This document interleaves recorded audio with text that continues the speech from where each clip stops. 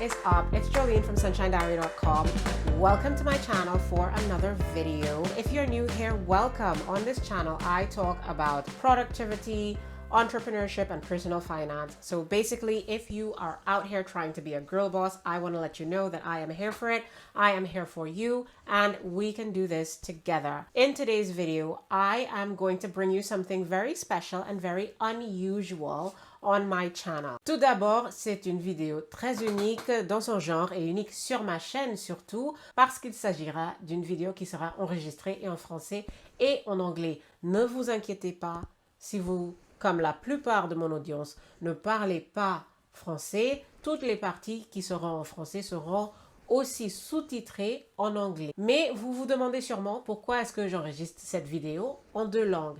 Eh bien, c'est parce que aujourd'hui nous allons avoir une invitée spéciale sur ma chaîne. Today we're going to be talking with a good friend of mine, someone I've known for a very long time. I think about 15 years now or more. This is a friend of mine from France, and she also has a YouTube channel. She discusses methodologies for online and self-guided language learning based on her own experience as a student of applied linguistics with a specialization in the teaching of French as a foreign language, but also based on her experience as someone who has taught herself a few languages independently. And she shares this information on Fluent, her YouTube channel, because she is aware that not everyone has the means to attend a language class. Particularly in the current context of the pandemic, it can be very difficult for us to do things that we need to do to learn languages, like go to in-person classes or travel and go to countries that speak our languages. So she has her channel, Fluent. It is linked in the description box for you to check it out, and I really hope that you do, because it is a super valuable resource for anyone who is trying to learn a foreign language in the current context. So without further ado, I am so happy to introduce you to my friend Lorraine. Salut Jolene, hi beautiful. Salut, ça va? Oui, ça va très bien, je te remercie. Bienvenue sur Fluent. Ah, merci. C'est un plaisir pour moi d'être là. Eh ben, c'est un plaisir pour moi de te recevoir et j'espère que ce sera un plaisir pour nous tous d'ailleurs, pour ceux qui vont nous regarder aussi. Oui, pour moi, j'adore tellement les vidéos sur ta chaîne, donc oui. Alors on peut y aller, Jolene, c'est bon pour toi? Definitely. Ok, ça va être difficile par contre de ne pas te répondre en anglais. Oui, c'est ça, ça m'inquiète, je risque de répondre. I just did it. Voilà. I just did it. It's okay, it'll be voilà. fine. Il y a des moments où on va bugger, alors s'il vous plaît, soyez indulgents. Yes. Peut-être qu'on le coupera au montage, peut-être pas. Si on trouve ça marrant, peut-être qu'on le gardera. Yes. Alors Jolene, moi j'aimerais beaucoup que tu nous parles de ton parcours que je trouve très inspirant parce que, alors avec Jolene, on se connaît depuis un certain nombre d'années. On a été à la fac ensemble, mais j'ai été un petit peu moins à la fac qu'elle puisque la preuve en est c'est que aujourd'hui j'y suis à nouveau. Donc Jolene, j'aimerais beaucoup que tu nous parles de ton parcours qui est vraiment assez extraordinaire, je trouve. Extraordinaire. That might be a little bit of an exaggeration, but I will kind of give a bit of a summary. So yes, I'm Jolene. I'm originally from Trinidad and Tobago, in case you were wondering where my accent is from. And I decided at the age of 18 to go and do my university studies, so my tertiary education in France. And I made that decision because although I am a native English speaker, and I had quite a bit of exposure to Spanish throughout my childhood because my country is very close to South America and I also have many relatives from Venezuela. I hadn't really had exposure to French outside of secondary school, but I quite enjoyed the language. I was good at it. So I decided to go to study at university in France. That decision was informed partially by the fact that education in France is very cheap. And I say that in comparison to education on my side of the world, and particularly education in the US, which is very close to where I'm from, but it's so expensive. And I realized that if I wanted to get a degree, it was useful to do it in France because then I could improve my French and I could also study without bankrupting my parents. So I think later on we'll talk a little bit about the many things that you can do with foreign languages. But right from the start in my sort of path, in my trajectory, knowing French, knowing a foreign language, made it possible for me to get a degree when maybe my parents might not have been able to afford for me to study somewhere else. I was able to go to France because I spoke French. So, yes, but maybe I'm getting ahead of myself.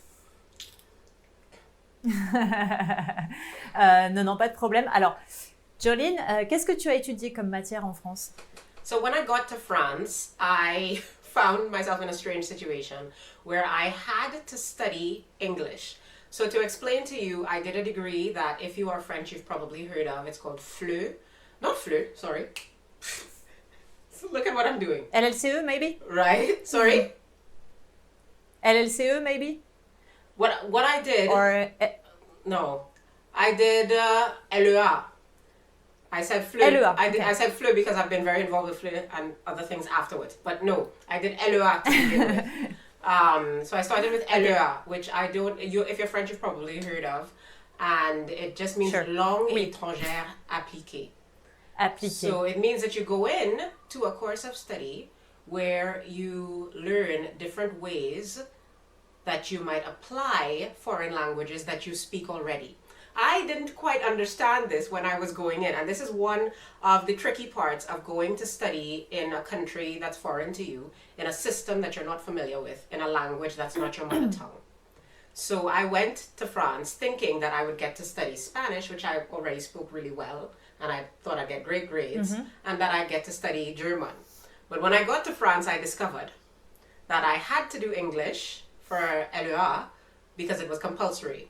And in France, English is a foreign language. It's my mother tongue, but it's a foreign language. So I had to do it.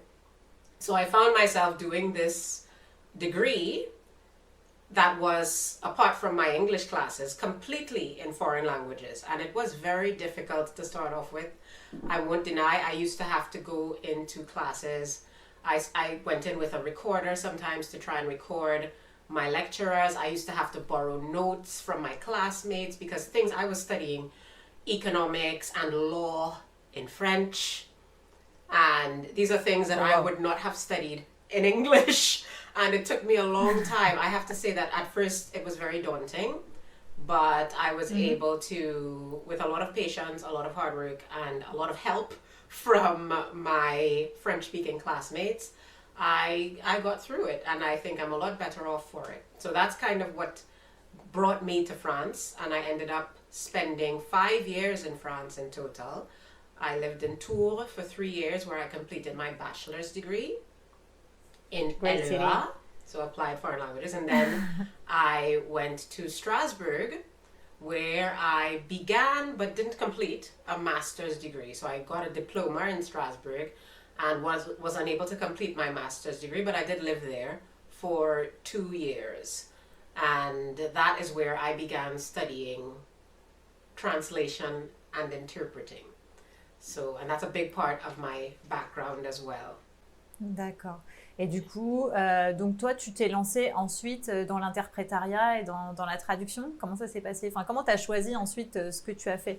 Déjà, pardonne-moi, avant même de te poser cette question, est-ce que maintenant tu peux nous détailler aussi un peu ton parcours professionnel? C'est-à-dire au-delà de tes études, qu'est-ce que tu as fait? Qu'est-ce que tu fais aujourd'hui? Parce que tu as plein de talents et multi-casquettes, on va dire. Donc, est-ce que tu peux nous faire un peu un résumé de ce que tu fais aujourd'hui? Okay, well, of course I can. And I have to tell it like a story because I'm a storyteller. And that's my favorite way to explain anything. C'est un plaisir. So, to start off with, I discovered at a young age that I loved languages. And I first fell in love with my mother tongue, with English. I loved reading novels, I loved poetry. I just loved the English language. And then I discovered very quickly, because of the proximity of my country to South America, I discovered Spanish. And it occurred to me, wow, there are languages in the world that people can speak, and I might not understand what they're saying.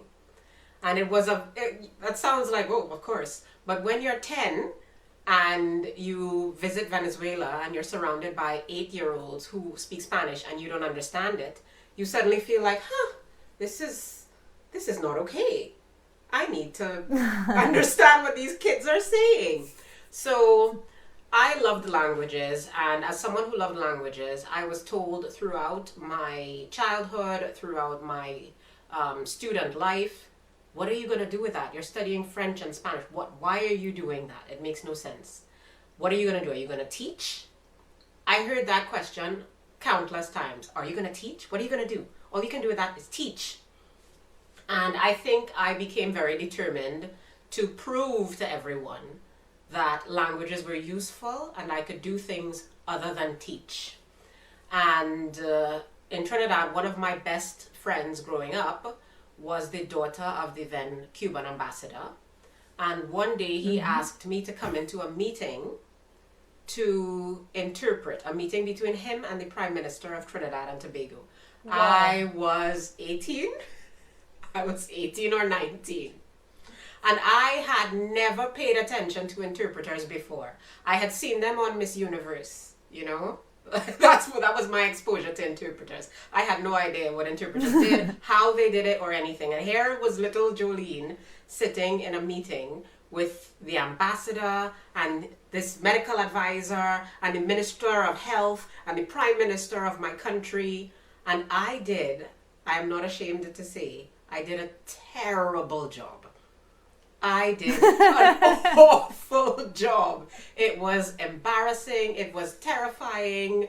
I made mistakes. If you speak Spanish, you know that much like French, there are two forms of the verb you. So you can have a you that is more polite, which is vous, or in Spanish, usted, or you have a more informal one. I completely forgot about things like that in Spanish. Ooh. I was mixing it up, talking to the Prime Minister. It was a catastrophe. But I left that room thinking there are other things apart from teaching that I can do with that I can do with my foreign languages. T'en as tiré quelque chose de positif. And the next time somebody asks me to do this, I am going to be the best interpreter that they have ever encountered. I kind of came out of it like, okay, I was taken off guard this time. You're not going to catch me off guard another time. I am going to do this better the next time. And wow. That was the beginning of that. And so it informed my choice to continue my studies in France and to move towards interpreting, which I did when I moved to Strasbourg. So I studied translation and I specialized in interpreting. The school that I went to, unfortunately, at the time was private and wasn't able to continue offering the program when I was ready to complete my master's. So I then had to move to the UK. I moved to London. I got my master's in interpreting in London. And the rest is history. I left London. I went back to my home country, Trinidad and Tobago. And I did a few things that were not interpreting. So you asked me the question about my career. I feel like I'm talking a lot. But I'm sorry. You're here for that. So you asked me about my career, and so to get into the meat of that, when I got back to Trinidad, at first I didn't work as an interpreter. I worked at the Ministry of Foreign Affairs of Trinidad and Tobago. I worked as a protocol and consular officer at the Ministry of Foreign Affairs, and that is one of the many places where you can go if you are a language learner, if you speak foreign languages. The Foreign Service is definitely an avenue that you can pursue.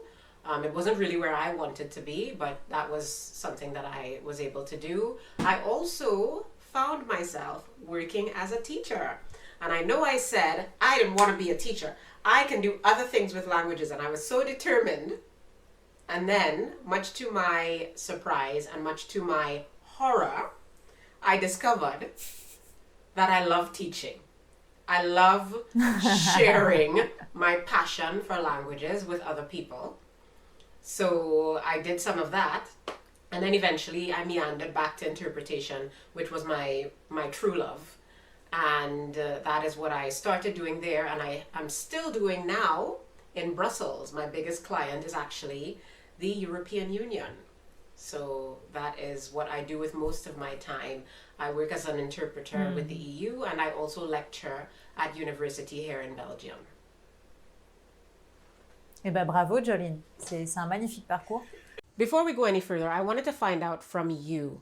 Are you trying to learn a foreign language right now? If you are trying to learn a foreign language right now, why are you trying to learn it? Is it for your own personal use? Is it because you want to travel when the world goes back to normal? Or is it for work? And also, what language are you trying to learn? I'm curious. Let me know in the description box below.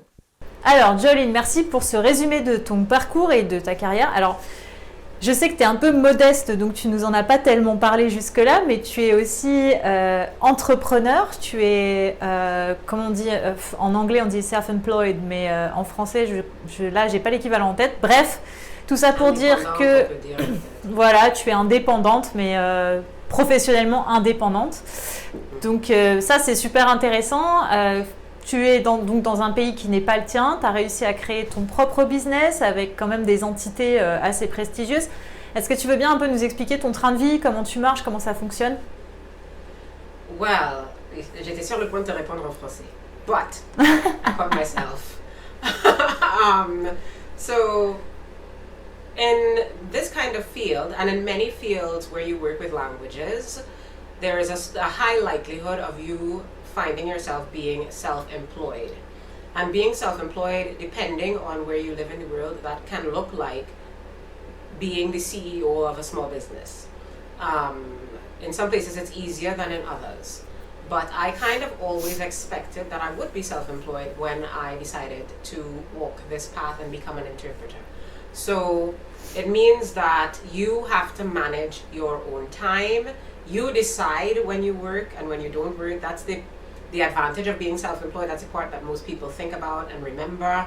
But it also means that if you don't know how to market yourself, if you don't know how to manage your finances, if you don't know how to manage the legal aspect of what you do, then you can find yourself in a lot of hot water.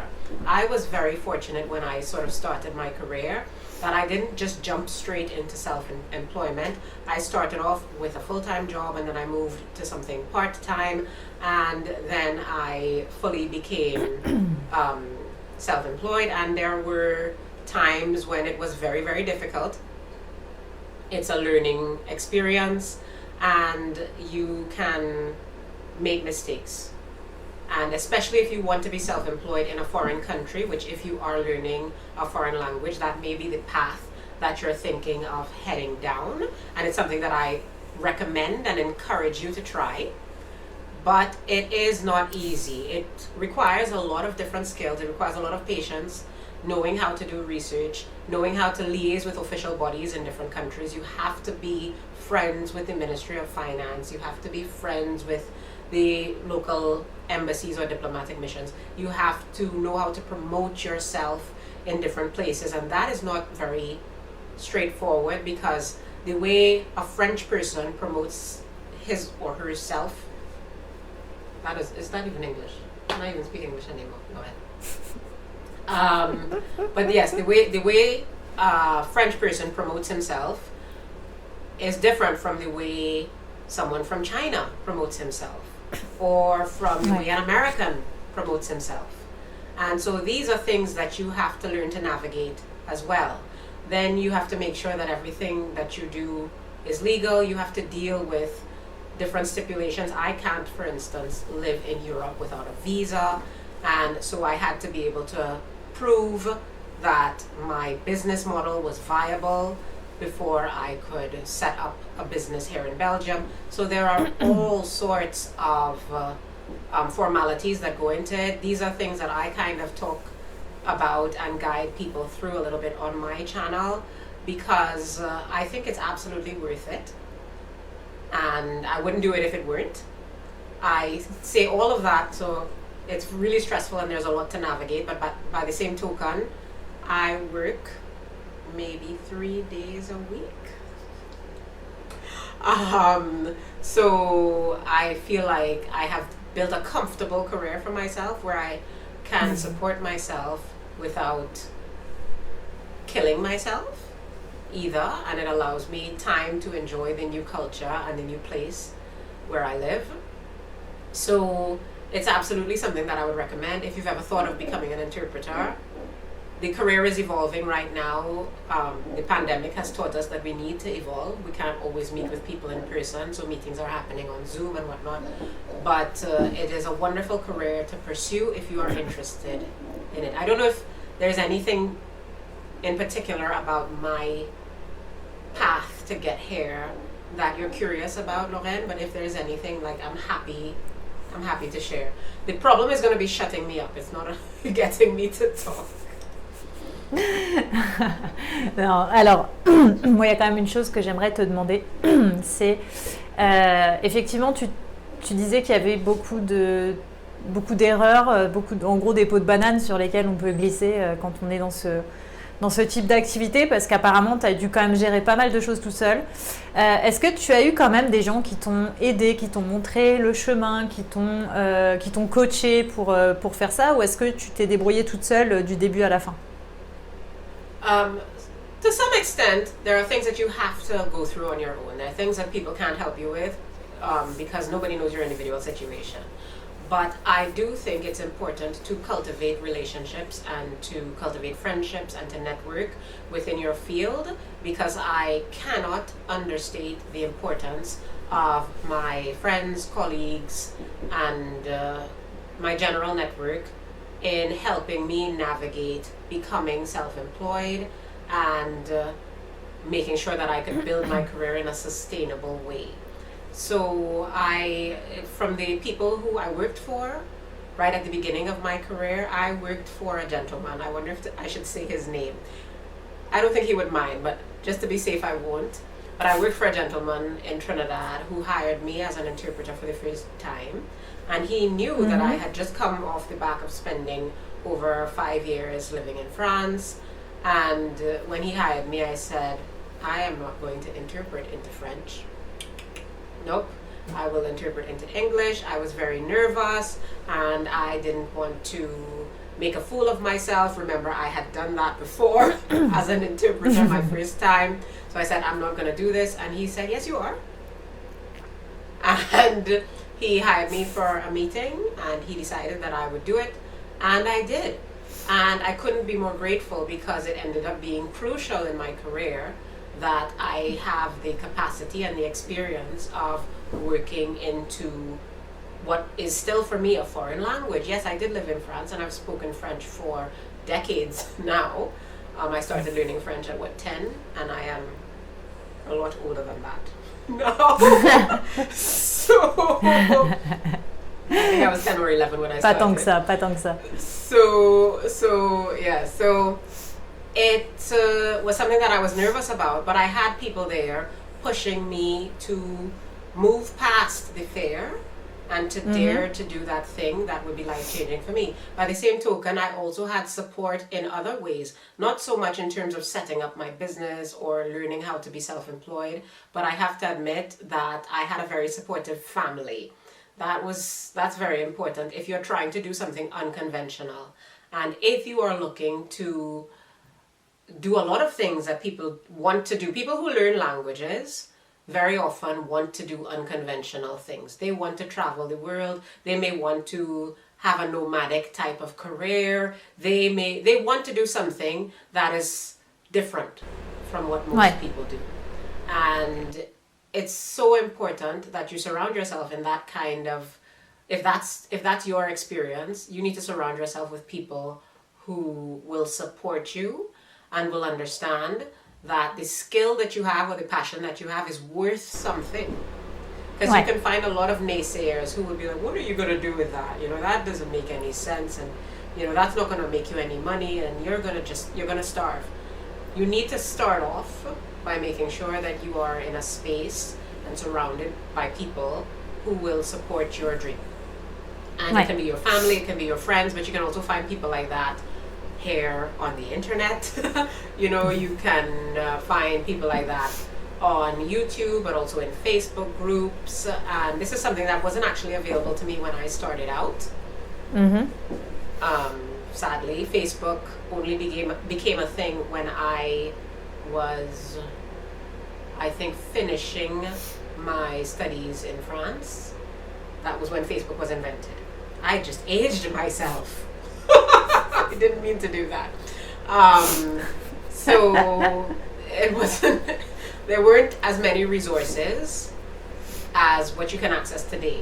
So if you are just starting your journey today, I really encourage you to grab hold of all of the different forums and all of the different communities, types of technology that can help you to make this dream a reality, because it is not unrealistic.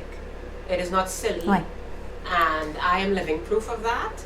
I live off of the fact that I speak foreign languages. That's what when I lecture at university, I said that. I lecture in interpreting.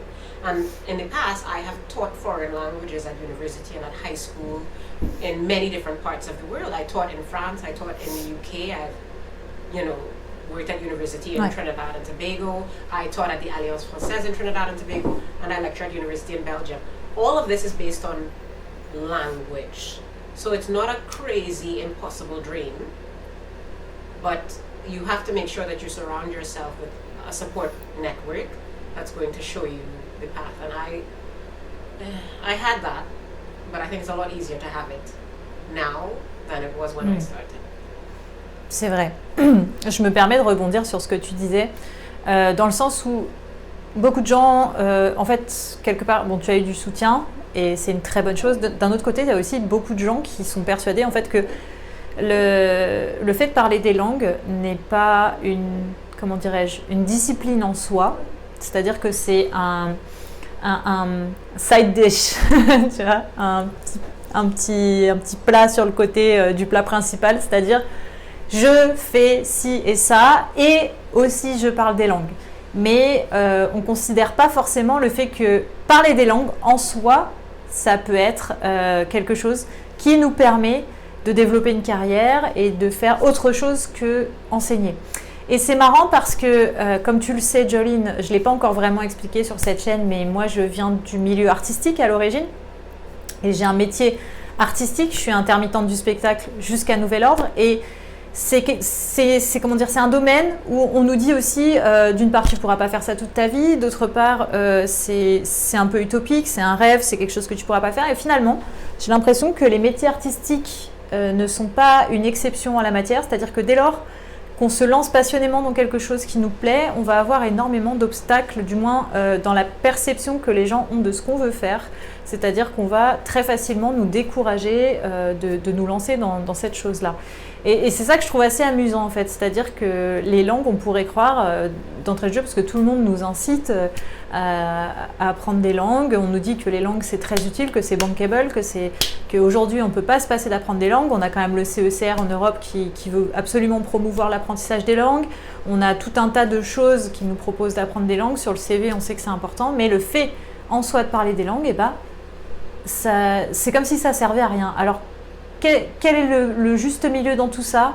Qu'est-ce qu'on fait quand on est uniquement dans les langues, et pas uniquement dans le sens réducteur du terme, mais dans le sens, voilà, les personnes qui parlent 5, 6, 7 langues, ou même qui en parlent moins, mais qui les parlent très bien, qu'est-ce qu'on fait avec ça, quoi, finalement? Well, I have to say that my feeling is the exact opposite of the general consensus that languages are a side dish and you need to have a main course and the languages only complement the main course. No, your languages can be the main course. Language is communication, and you know how passionate I am about this. And you also know, I've just explained that in pretty much all of the jobs that I do, I get paid to talk. So don't hesitate to cut me off if you need to. Never. But but languages are a mode of communication, the most important mode of communication that human beings have. Language is the foundation of everything. It is the way that we transfer knowledge. It's the way that we build relationships. It's the way that we sell products. It's the way that language is the foundation of all of that. So to say that it's just it's the dessert platter, nonsense. No, it is crucial, and in many fields, it may feel like something that is only an accessory, but it can also be the foundation of something. So you may think that okay, teaching is the easiest avenue that you can pursue.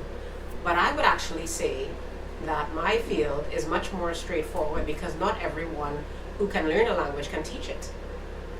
The fact that you love languages doesn't mean that you want to share your passion for languages with other people. It might just mean that, like me as a child, you don't enjoy not understanding a conversation.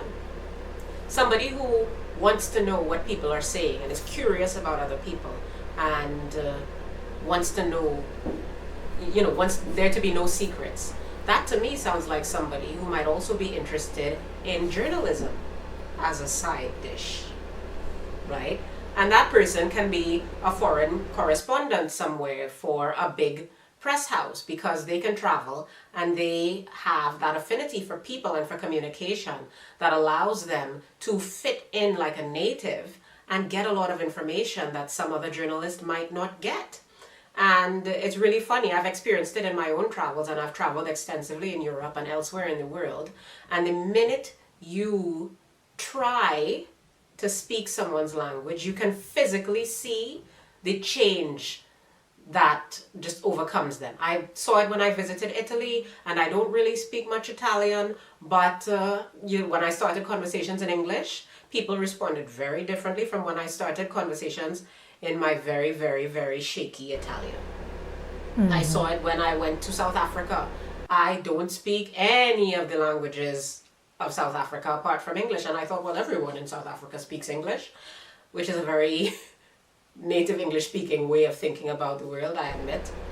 But then I discovered that's not the case. And worse yet, I'm black. A lot of people in South Africa assumed that I was Zulu or Xhosa or something like that. And they came up to me and started speaking to me in a South African language. And then I couldn't understand. So I made it my business, and I think I spent 3 weeks in South Africa.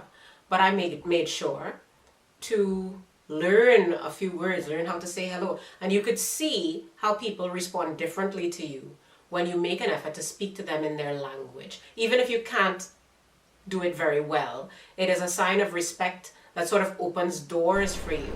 And so you can use that as the main course and then have a nice, like I said, a side dish of journalism, a side dish of national security. Some of the work that I've done as an interpreter has been with people who are in the intelligence field, who are in the military, who are in customs and excise, and they need to interact with victims of trafficking. They need to interact with international criminal syndicates. This is work that I've done. This is not something that I'm making up. I know it can sound like it, but you can find... Ça reste impressionnant quand même. Right? Wow. What's fun is that, what's fun? Fun but not fun for someone who likes to talk is ouais, I can't tell you anything about it. I can't divulge half of the things that I've seen or heard. But it has been very interesting, and I've found that I have intelligence operatives. I've worked with French military intelligence. Wow. I'm not going to say anything more about it than that.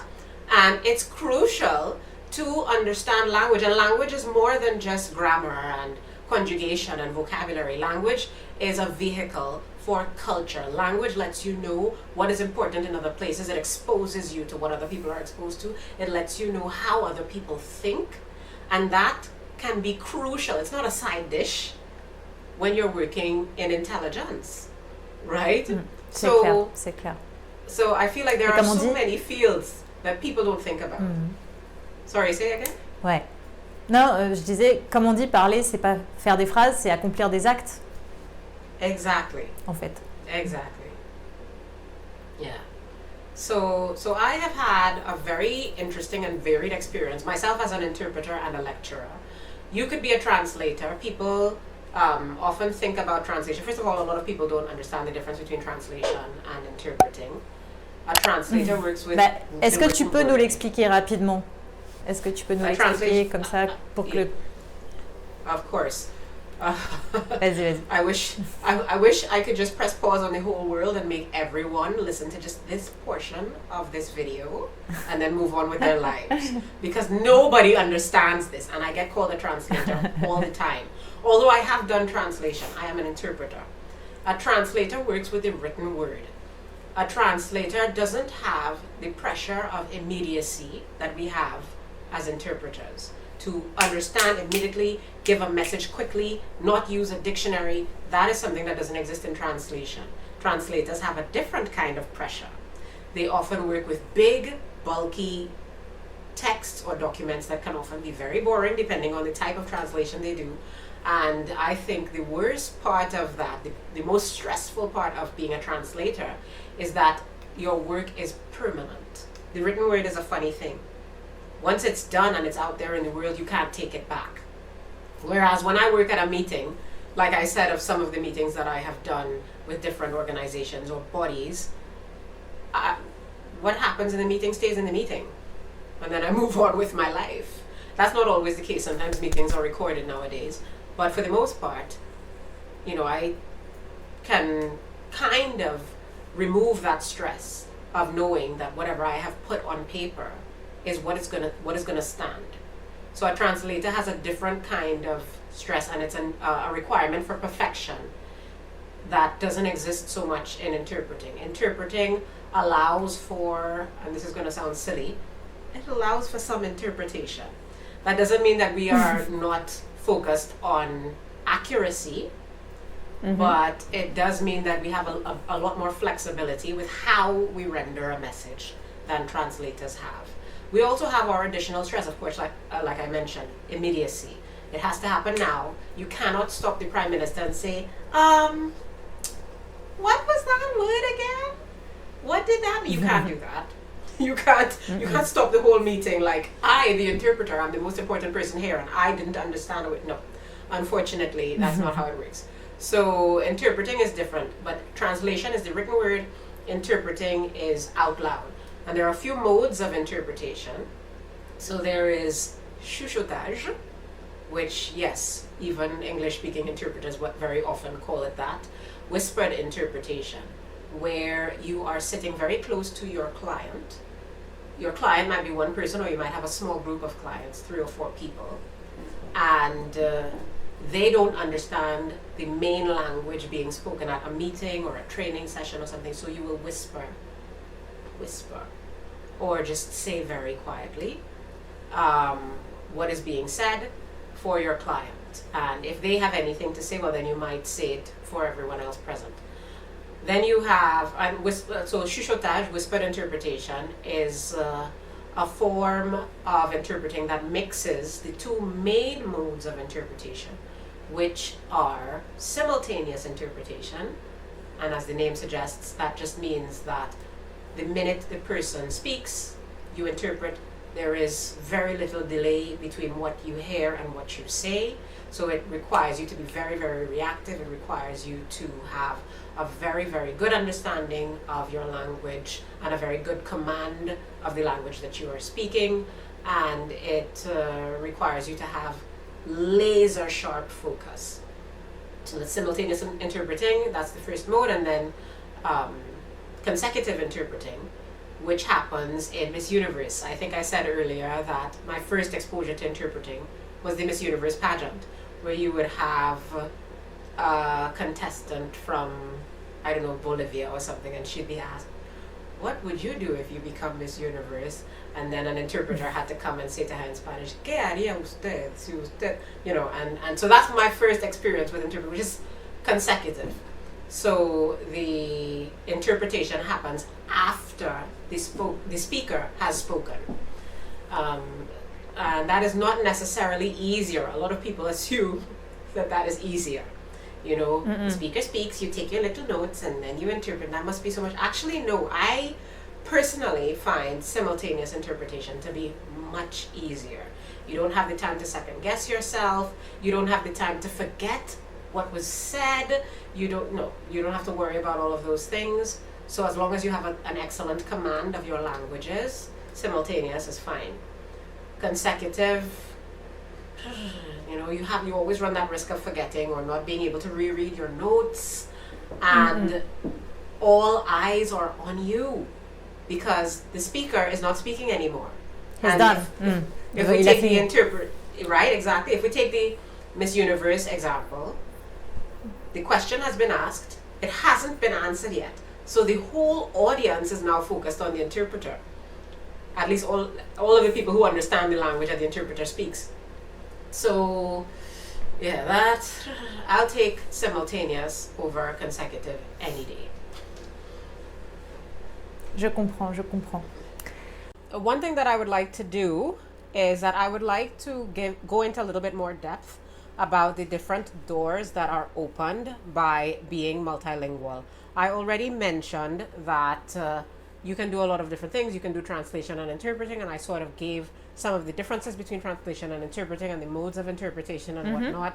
I talked a little bit about doing intelligence work and working in national security, but I actually have made a whole list and I did warn you, I am someone who gets paid to talk, so carry on. I would like to go through my list a little bit to sort of outline how useful languages can be professionally, especially in ways that people might not have considered before. So I will start where I started before. I talked about translation and interpreting. Beaucoup intéresser nos viewers. I hope so. I hope so. But yeah, so I mentioned translation before. And I actually did say that translation can be stressful. I also said that it can be boring, that you can find yourself with massive books and boring work to do. But that is only one side of translation. And I think a lot of people forget that there's an entirely different side.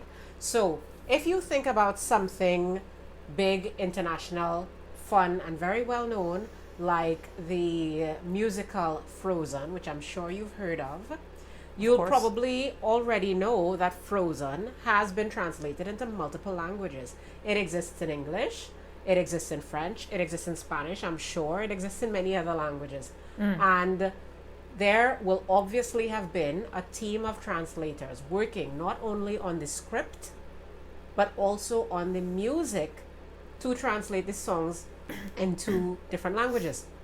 So if you are a translator, it's not necessarily a matter of translating boring documents. You might be translating a movie script for the movie to then be subtitled or dubbed into a different language. You might be doing the subtitling yourself. So it can be a very, very interesting profession and very varied and give a whole lot of scope for creativity.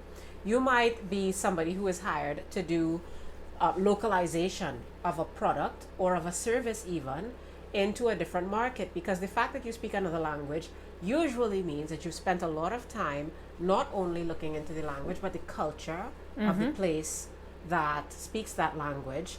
And so you can be hired to help people market their product to that audience. And that is very important, because the way that you market the way that you market something to someone from China is different from how you market it to someone from Paris, different to how you market it to someone from Scotland. Excuse-moi, Jolene, je me permets.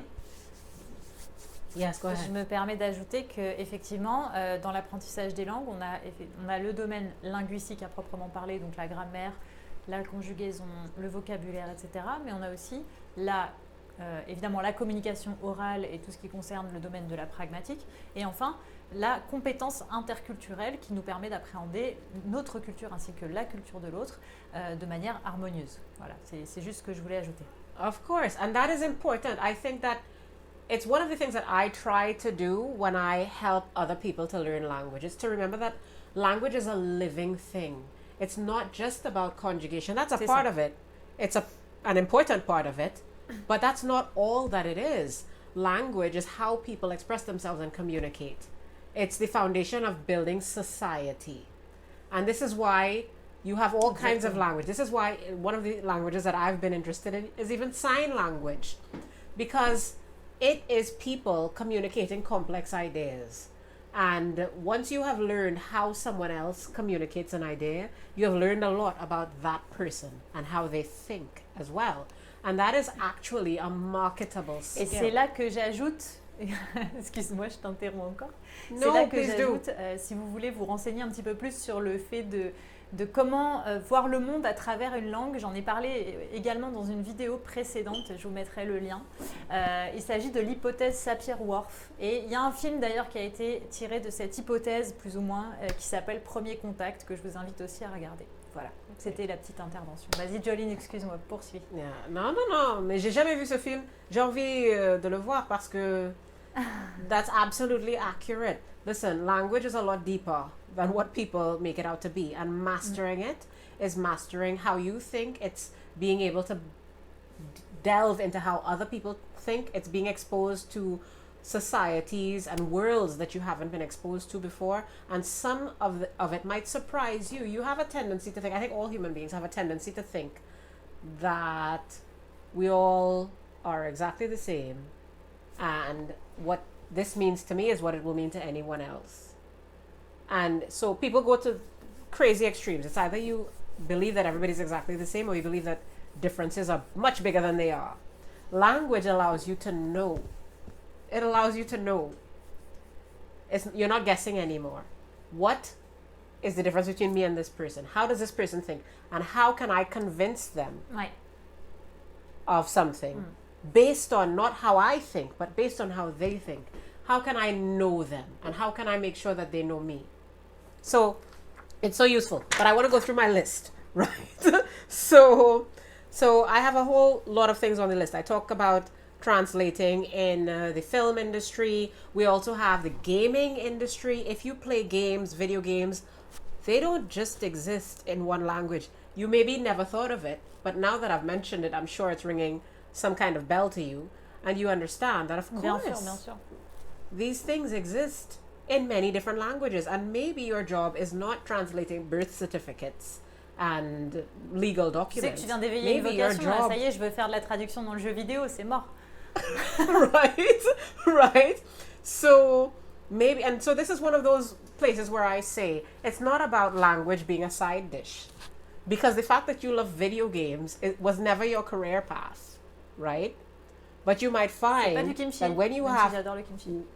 right, when you have a skill in language, you can take something that used to be a hobby and make it something that pays you. And that's an amazing opportunity. There are many other fields. So I have on my list, I have the Foreign Service. I talked a little bit about that. I talked a little bit about working with, people in intelligence. And I've done quite a significant amount of work in that field. Flight attendants work with foreign languages all of the time. Journalism, this is a place where it can absolutely be your main course. The fact that you understand these people and they trust you, so when they interact with you in a different way from how they interact with people who don't speak their language. That can be the difference between you and a journalist who never gets a story, so that can be a huge thing.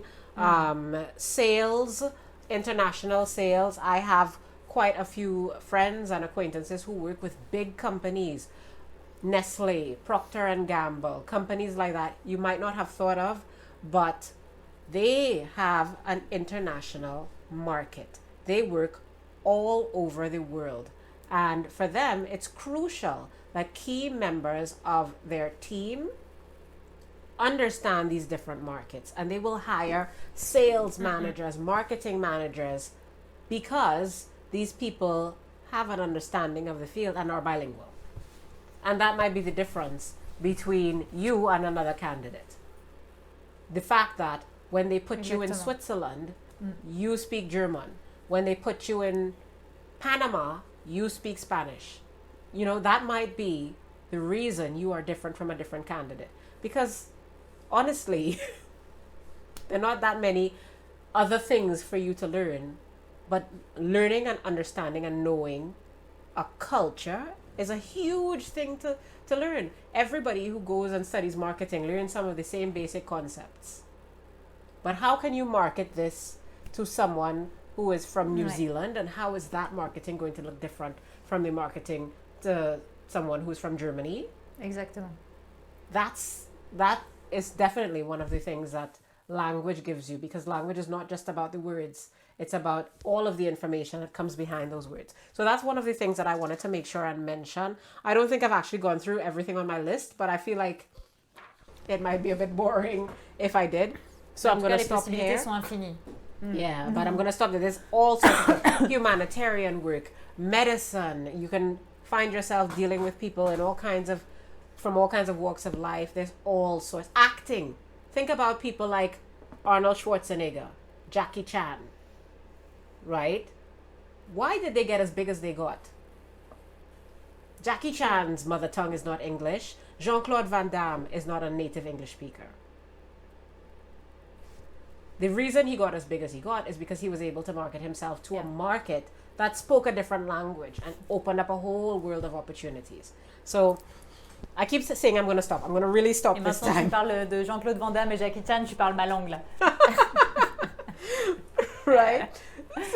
Non mais ça fait rêver, honnêtement, ça fait rêver et je trouve ça très cool en fait que tu puisses donner depuis un point de vue en plus de quelqu'un qui a fait une belle carrière, quelqu'un qui est professionnel dans ce métier, donner cet aperçu différent de ce qu'on peut faire avec des langues étrangères. Et honnêtement, enfin, aujourd'hui c'est vrai que moi j'ai commencé par une fac d'anglais à l'époque et on m'a dit en fac d'anglais honnêtement à part enseigner, tu pourras rien faire parce que de toute façon, la traduction, l'interprétariat, c'est destiné aux natifs. Donc, voilà, au-delà de prof, tu peux rien faire avec ça.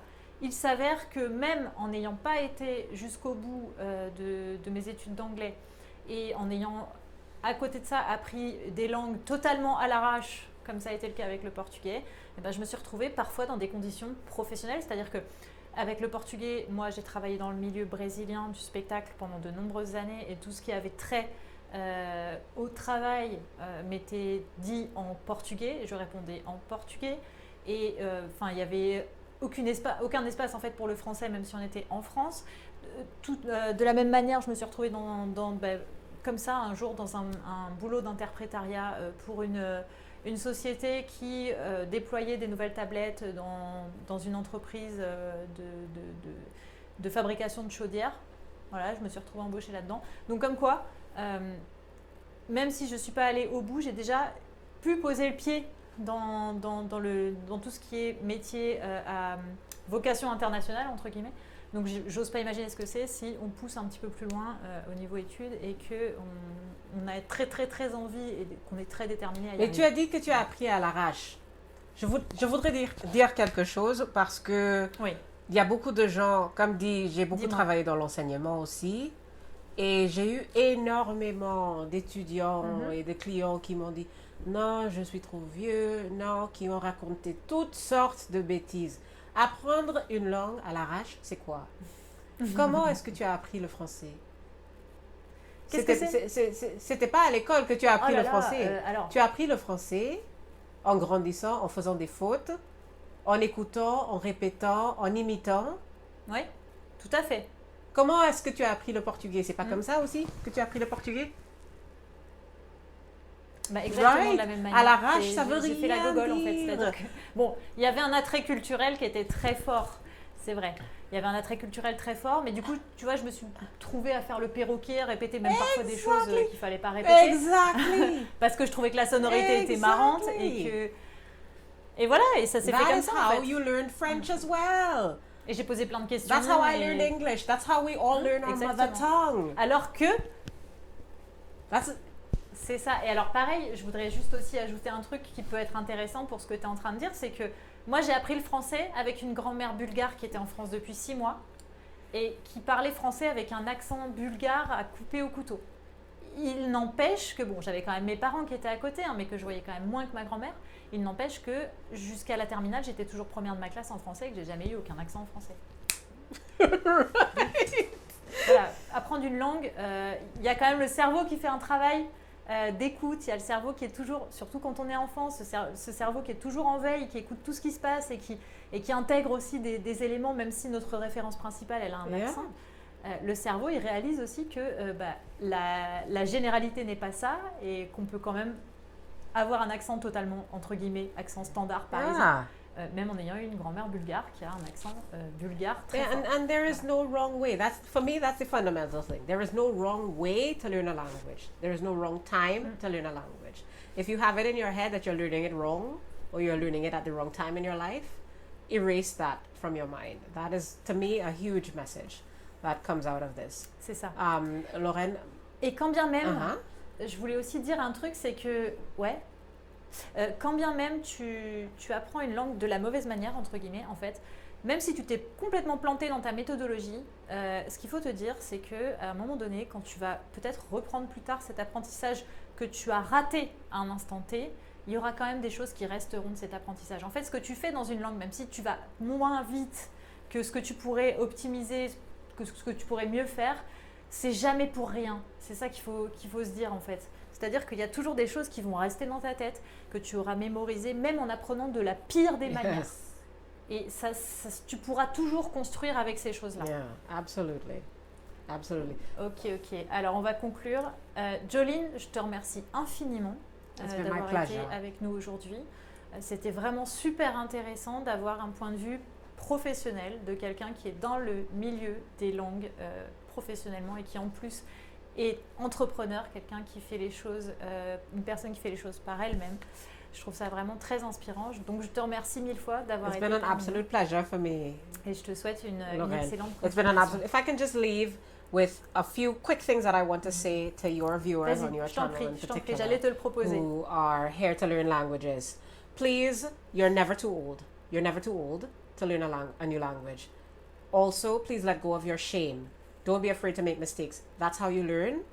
Also, if you are struggling, please switch it up. Stop doing what you're doing. Learn songs in the language you want to learn. Watch TV in the language. Switch it up as much as you can if you get bored, but don't give up. And last but not least, make sure that you try to simulate immersion or create immersion if you can. So if you can't go, we're in a pandemic. You can't probably go anywhere right now. But if you can simulate immersion and surround yourself with this new language that you want to learn, that will accelerate your learning. Those are my biggest tips. If learning a new language is one of your goals for 2021, I wish you the absolute best of luck. Lorraine, it has been an honor to be on your channel.